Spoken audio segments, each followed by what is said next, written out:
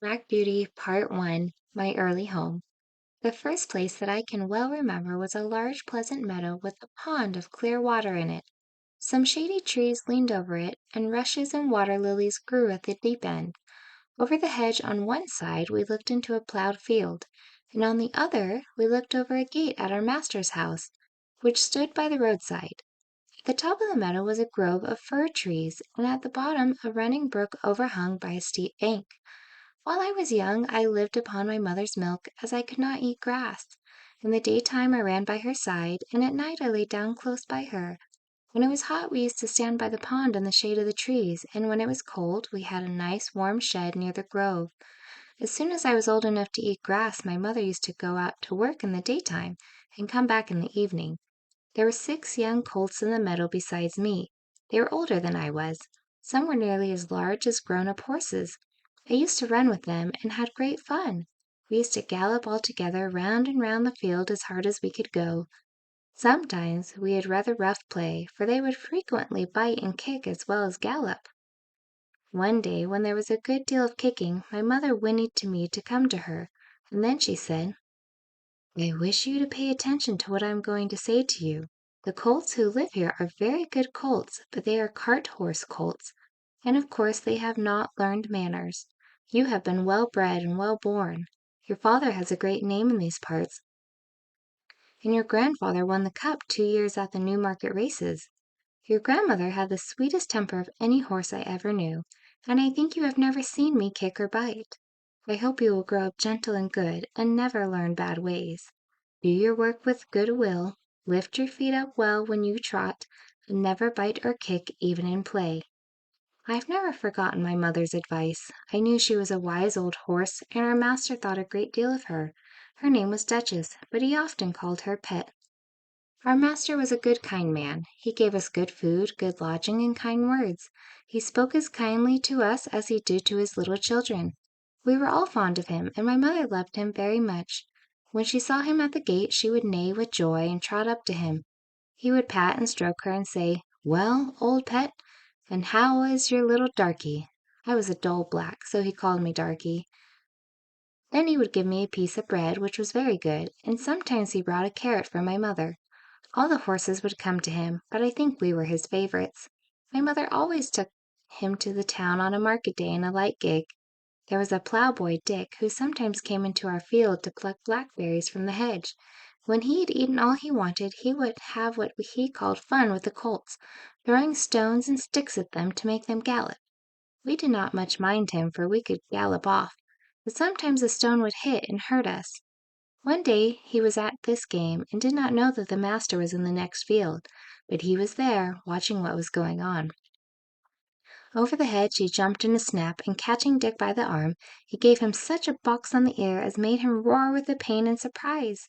As soon as we saw the master, we trotted up nearer to see what went on. "Bad boy," he said, "bad boy, to chase the colts. This is not the first time, nor the second, but it shall be the last. There, take your money and go home. I shall not want you on my farm again." So we never saw Dick any more. Old Daniel, the man who looked after the horses, was just as gentle as our master, so we were well off. Beauty, Chapter 3, My Breaking In. I was now beginning to grow handsome. My coat had grown fine and soft, and was bright black. I had one white foot and a pretty white star on my forehead. I was thought very handsome. My master would not sell me till I was 4 years old. He said lads ought not to work like men, and colts ought not to work like horses till they were quite grown up. When I was 4 years old, Squire Gordon came to look at me. He examined my eyes, my mouth, and my legs. He felt them all down, and then I had to walk and trot and gallop before him. He seemed to like me, and said, "When he has been well broken in, he will do very well." My master said he would break me in himself, as he should not like me to be frightened or hurt, and he lost no time about it, for the next day he began. Everyone may not know what breaking in is, therefore I will describe it.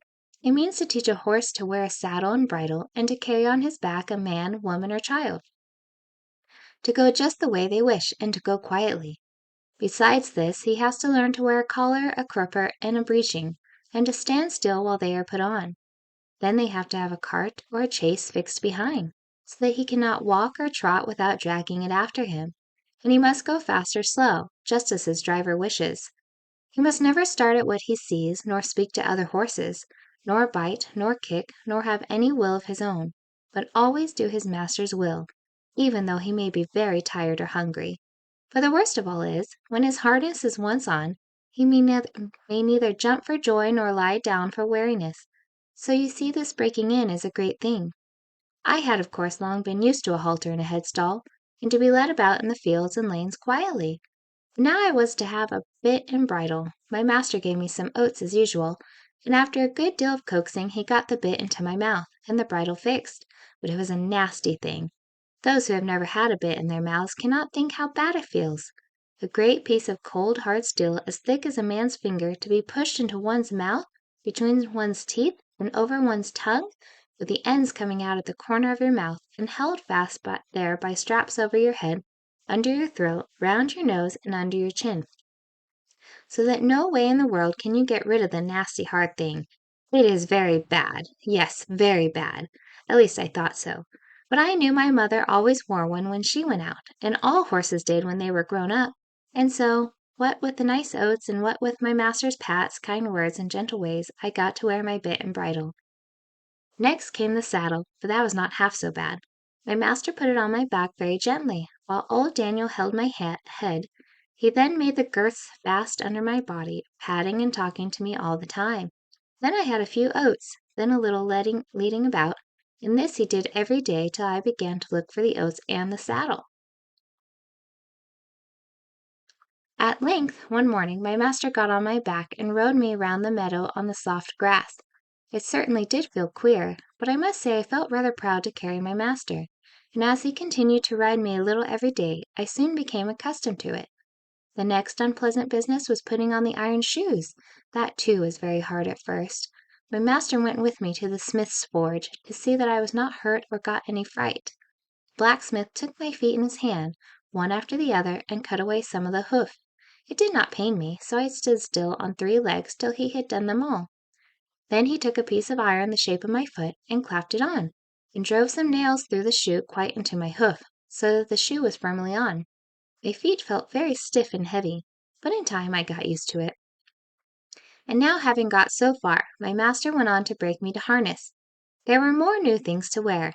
First, a stiff heavy collar just on my neck, and a bridle with great side pieces against my eyes called blinkers, and blinkers indeed they were, for I could not see on either side, but only straight in front of me.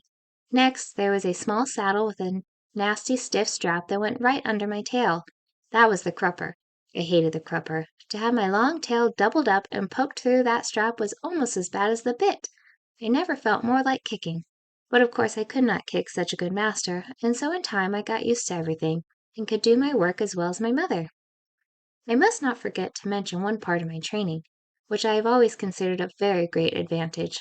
My master sent me for a fortnight to a neighboring farmer's, who had a meadow which was skirted on one side by the railway. Here were some sheep and cows, and I was turned in among them. I shall never forget the first train that ran by. I was feeding quietly near the pales which separated the meadow from the railway, when I heard a strange sound at a distance. Before I knew whence it came, with a rush and a clatter and a puffing out of smoke, a long black train of something flew by, and was gone almost before I could draw my breath. I turned and galloped to the further side of the meadow as fast as I could go, and there I stood snorting with astonishment and fear. In the course of the day many other trains went by, some more slowly. These drew up at the station close by, and sometimes made an awful shriek and groan before they stopped. I thought it very dreadful, for the cows went on eating very quietly, and hardly raised their heads as the black frightful thing came puffing and grinding past. For the first few days I could not feed in peace, but as I found that this terrible creature never came into the field or did me any harm, I began to disregard it, and soon I cared as little about the passing of a train as the cows and sheep did.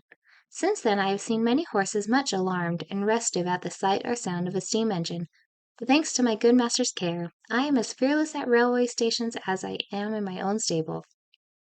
Now if anyone wants to break in a young horse, well, that is the way. My master often drove me in double harness with my mother, because she was steady and could teach me how to go better than a strange horse.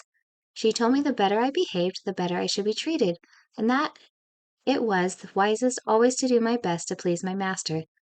But said she. "There are a great many kinds of men. There are good, thoughtful men like our master, that any horse may be proud to serve, and there are bad, cruel men, who never ought to have a horse or dog to call their own.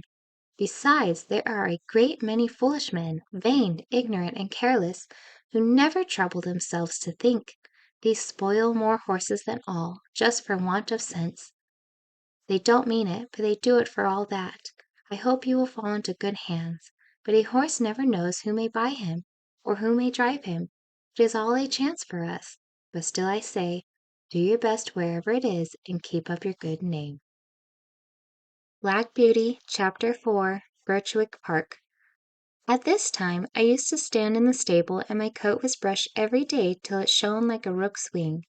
It was early in May when there came a man from Squire Gordon's, who took me away to the Hall. My master said, "Good-bye, Darky. Be a good horse, and always do your best." I could not say good-bye, so I put my nose into his hand. He patted me kindly, and I left my first home. As I lived some years with Squire Gordon, I may as well tell something about the place. Squire Gordon's park skirted the village of Birchwick. It was entered by a large iron gate at which stood the first lodge, and then you trotted along on a smooth road between clumps of large old trees. Then another lodge and another gate, which brought you to the house and the gardens. Beyond this lay the home paddock, the old orchard, and the stables. There was accommodation for many horses and carriages, but I need only describe the stable into which I was taken. This was very roomy, with 4 good stalls. A large swinging window opened into the yard, which made it pleasant and airy. The first stall was a large square one, shut in behind with a wooden gate. The others were common stalls, good stalls, but not nearly so large. It had a low rack for hay and a low manger for corn. It was called a loose box, because the horse that was put into it was not tied up, but left loose, to do as he liked. It is a great thing to have a loose box. Into this fine box the groom put me. It was clean, sweet, and airy. I never was in a better box than that, and the sides were not so high but that I could see all that went on through the iron rails that were at the top. He gave me some very nice oats, he patted me, spoke kindly, and then went away. When I had eaten my corn I looked round. In the stall next to mine stood a little fat gray pony with a thick mane and tail, a very pretty head, and a pert little nose. I put my head up to the iron rails at the top of my box and said, "How do you do? What is your name?" He turned round as far as his halter would allow, held up his head, and said, "My name is Merrylegs. I am very handsome. I carry the young ladies on my back, and sometimes I take our mistress out in the low chair. They think a great deal of me, and so does James. Are you going to live next door to me in the box?" I said, "Yes." "Well, then," he said, "I hope you are good-tempered. I do not like anyone next door who bites." Just then a horse's head looked over from the stall beyond. The ears were laid back, and the eye looked rather ill-tempered. This was a tall chestnut mare, with a long, handsome neck. She looked across to me and said, "So it is you who have turned me out of my box. It is a very strange thing for a colt like you to come and turn a lady out of her own home." "Beg your pardon?" I said. "I have turned no one out. The man who brought me put me here, and I had nothing to do with it. And as to my being a colt, I am turned 4 years old, and am a grown-up horse. I never had words yet with horse or mare, and it is my wish to live at peace." "Well," she said, "we shall see. Of course, I do not want to have words with a young thing like you." I said no more. In the afternoon, when she went out, Merrylegs told me all about it. "The thing is," said Merrylegs, "Ginger has had a bad habit of biting and snapping.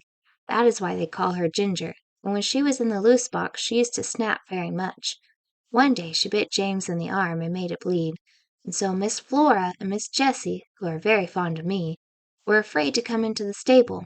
They used to bring me nice things to eat, an apple or a carrot or a piece of bread, but after Ginger stood in that box they dared not come, and I missed them very much.